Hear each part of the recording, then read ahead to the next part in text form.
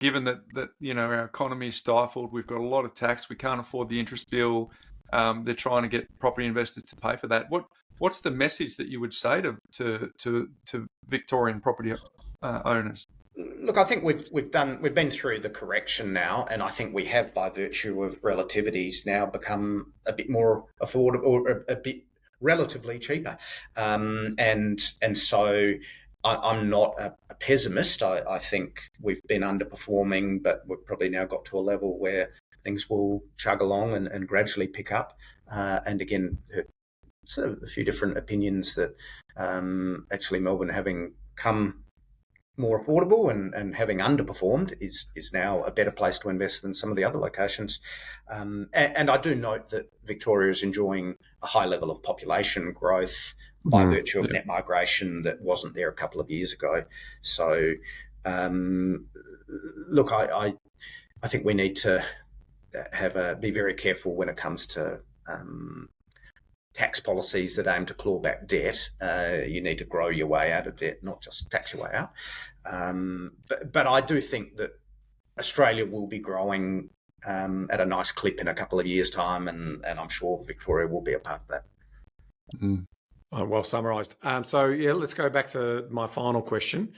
You've got your little invitation on the Treasury letterhead from Dr. Jim Chalmers, and you're off to the economic roundtable. What do you put on the agenda? What's one of the big things that you would want to see done to move our economy forward, which obviously then brings prosperity and improved living standards for our citizens? Well, unfortunately, my main suggestion from a tax perspective is one that I think the PM's already ruled out. I think taking the GST from 10 to 15%, but having an offset for lower income families, and there's an easy way to do that. You can engineer that just by once a year payment, so that actually up to a certain amount, GST is slightly lower than 10%, but then in aggregate, you end up well ahead on the deal. So if you could take GST from 10 to 15 with those offsets and then get rid of stamp duty and a few other taxes that don't add to productivity, that would be better for the country. Unfortunately, broad-based as well, David, or keep it as is?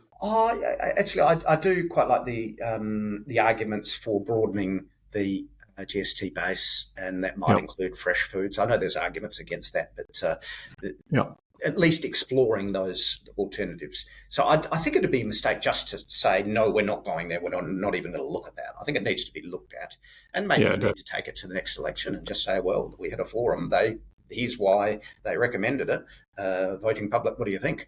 But that's obviously politics comes into it, which is challenging. It kind of makes sense too, doesn't it? Because you see that there's an exodus of high net wealth out of the UK going towards more better taxation environments. So it kind of makes sense that you do what you've suggested and try and bring income tax rates down, so it makes us competitive for people to want to stay here over time, because we enjoy the benefits of this country, but over time people will still go where they're treated best in terms of their income tax as well. I think there's a tipping point, and you can even see it in tobacco.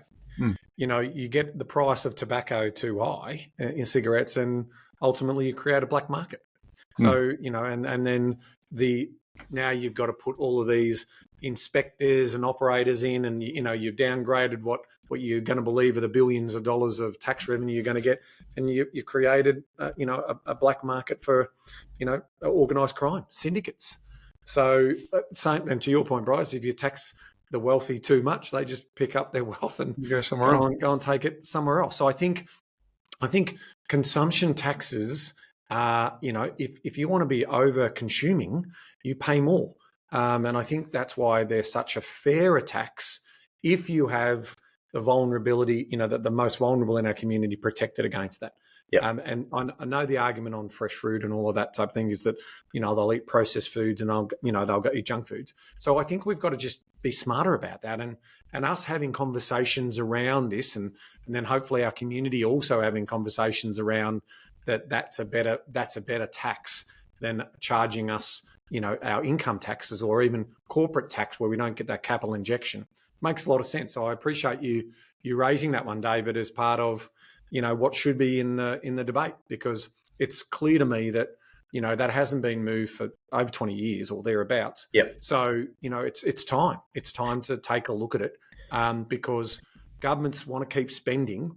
The problem with it is that once they run out of other people's money, they get into debt problems, and those debt problems then spiral into massive problems. We're talking about decade-long issues, and they try and tax their way out of it. That's not that. To your point, David, we need to grow the pie, the economic pie, and then be able to tax less, but tax broadly as part of that story makes a lot of sense.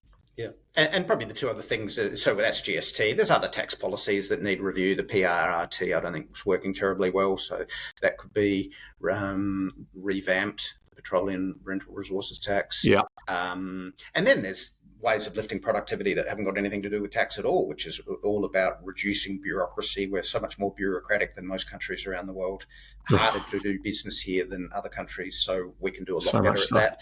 And I'm sure there'll be some wonderful suggestions from the likes of the Productivity Commission and others about how to do that better. So my point isn't so much me having new ideas, it's trying to be more, trying to increase the probability that these sound suggestions actually get implemented. Great.